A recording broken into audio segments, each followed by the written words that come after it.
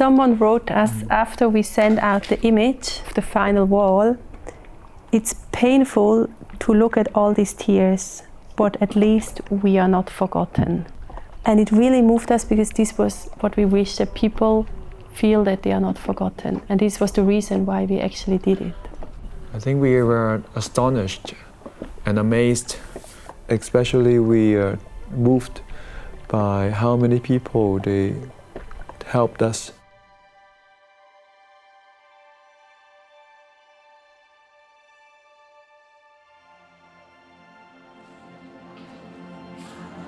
What is happening in Myanmar is a civil war is happening inside the country. After a few times, the world starting to forget about it, and also the media, the international attention, they forget about it. But what is happening in Myanmar is never stop and even getting worse and worse every day. And it's still, people are struggling there every day. The people inside Myanmar, they're gonna keep fighting the military and the dictator, whether with the help of the outside world or not. But with the help, even with a little help, it's gonna be quicker and easier to win. I mean, when we know the size, we know it's the biggest war we ever paint. So we have to consider about probably the neighborhood, also the surroundings. So for a long time we didn't know how it's gonna work. We didn't know if the weather gonna be fine, if the temperature gonna be fine. So we actually asked 2 different walls because we were really uncertain if we get it. And finally it was just like around 1 week before we started, we got the final, yes, we can do it.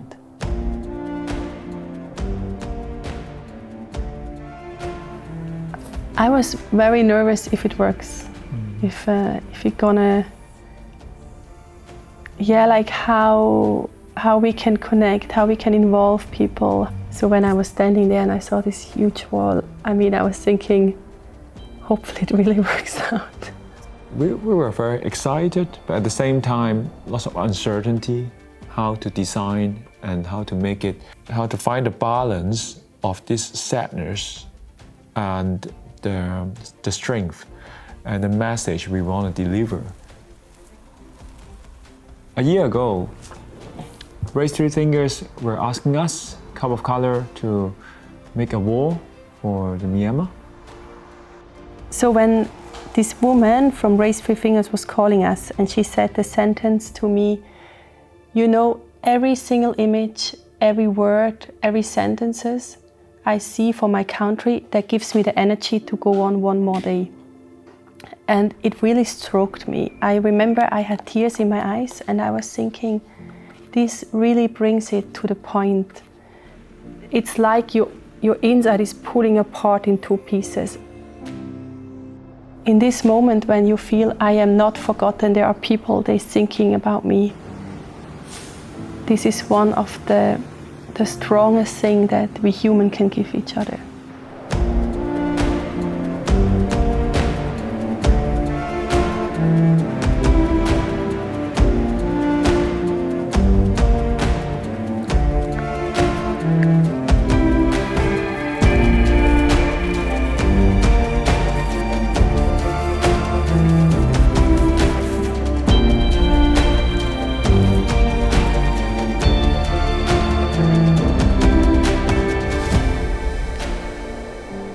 The people in Myanmar, we don't have the freedom of expressions, and even all the mural and all the artwork that created on the street are removed by the military.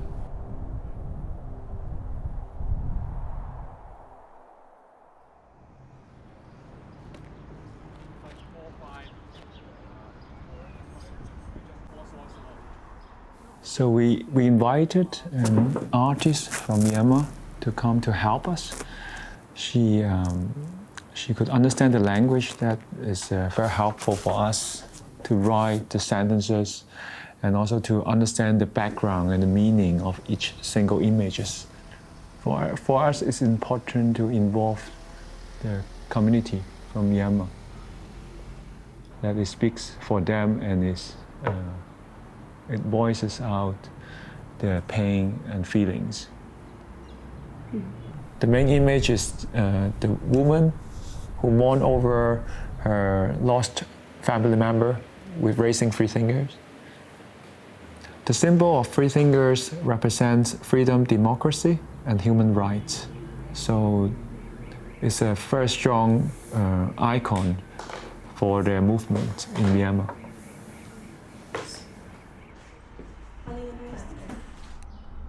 But could you imagine that we just ran fleeing from here? We are collecting the voices and the drawing of the people from Myanmar who were trapped and didn't have a chance to express this.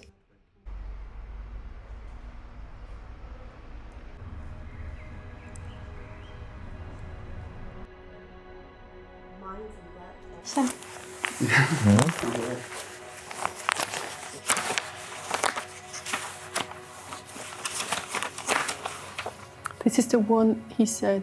He wrote a very long message. Don't know, the verse is like, we don't know who is our enemy. Right? Yeah, I think that's actually a very strong one.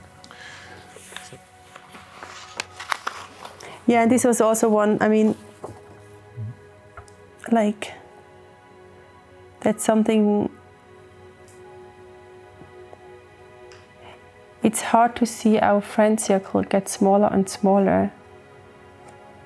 It's just so strong in a really, like, it's describe a situation in just a few words, what it means to stay back. Like either you lose your friends because they have to go to prison, or they got killed, or they had to flee. And with every person that left, there's one person left behind. We have only 2 weeks to collect different images and texts from the Myanmar community. We did it over the social media, and so we received different images at the end. We received over 160 submissions. And in the open call, we ask people to send us whatever they want to express of their loss, their pain, their fear, their suffering, or their hope for their country.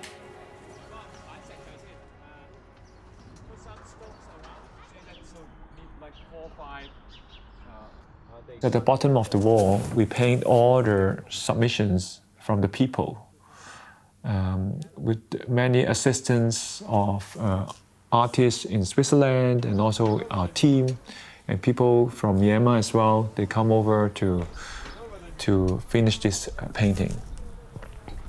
So the idea behind this wall, we call it Wailing Wall, is that people have a place where they can express their pain, their fear, their traumas, their images, which they can't express in their country, and sometimes they cannot express in their family or where they live now.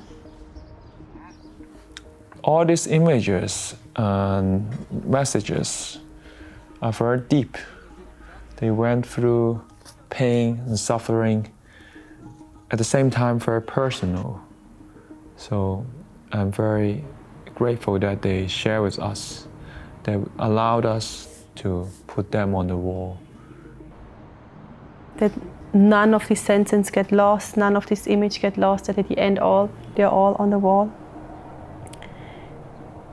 And each image is a person. It's not just a paper, right? It's a person with a family and friends.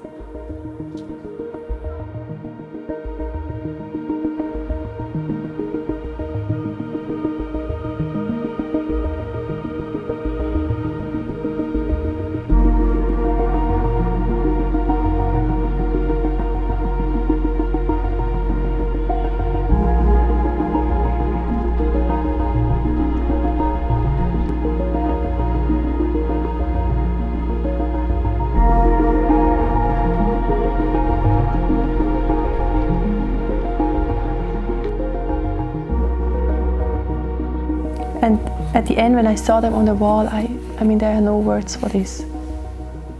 But it made me really sad. It's like It's like a scream of many. And I still feel very helpless.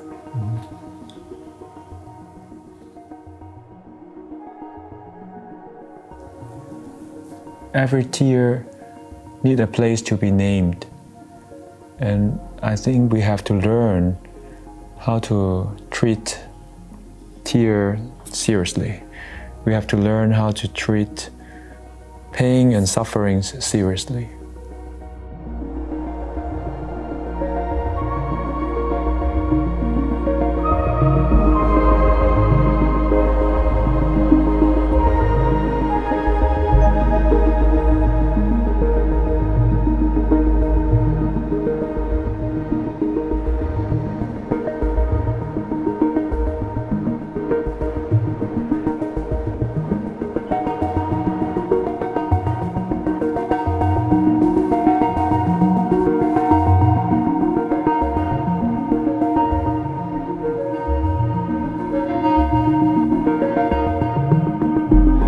What we are doing right now is maybe small, but it can give some hope and messages people inside Myanmar, because even the small thing, they don't have a chance to do it, so we are doing for them.